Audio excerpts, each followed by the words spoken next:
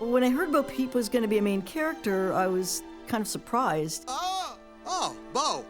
What are we gonna do? She's porcelain, she's very limited in her movements. I wanted to thank you, Woody, for saving my flock. How are you gonna make that character work? Well, I figured they were gonna have to take her off her pedestal.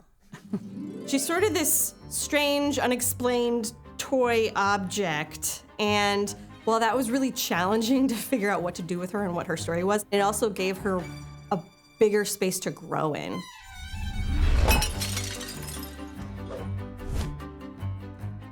Everyone seems to think that already existing characters are so much easier to work on. And in a sense, you're like, well, yeah, you know who their voice is, and you've already cemented some of their personality. But it's hard because you're kind of boxed in as well. It was a combination of wanting to honor what had come before and also creating something new. First thing we did is we went back and we looked at classic Bo. We actually met with the creator of the old model, Galen. I modeled Bo Peep in the first Oh, movie. you did? Yeah. So Bo was created around 1992, 1993. Computers were much more limited than they are now. Most things were done using mathematics. I think the old model was amazing for the time they built it. I was so impressed. And Galen actually said, start over, please.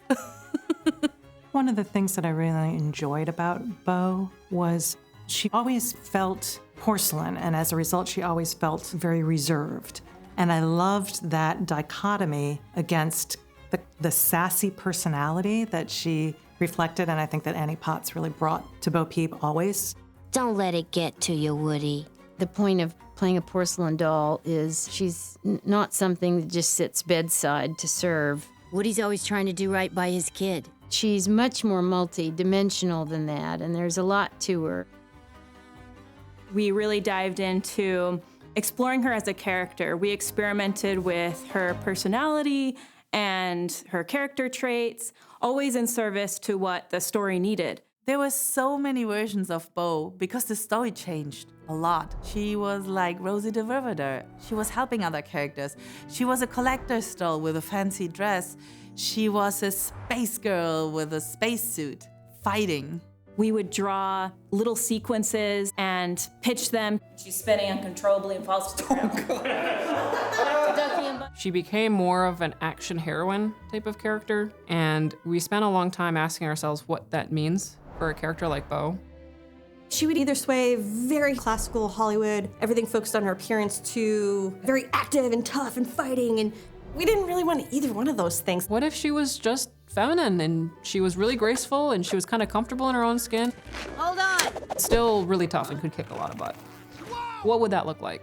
Anytime we take a character and we bring it forward in time, it's exciting because you get to take advantage of all the new technology. We know she's made out of porcelain, and when porcelain figures got created in the fire process, all the nice hard details and edges got lost and smoothed out. That actually came into Bo's design. She has barely nose holes, her shapes are really smooth, her fingers are melting into each other. For shading, the hardest thing about Bo overall was finding the amount of wear that she developed through her life of being outside of a kid's room. She's been through some stuff. Life, beats us up in kind of a good way, softens us up a little bit, and you get some wisdom. Some of the other exploration we did was we took porcelain and we broke it.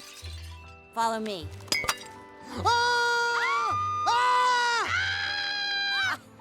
She's been through a lot, and she embraces those things. She's like, my arm's broken. Well, that's how it is. She's gone through a tremendous transformation, even in the way she dresses. She used all the same pieces, but we wanted to make her feel a little more fun. She is a toy, but she changed herself into a toy that could be more.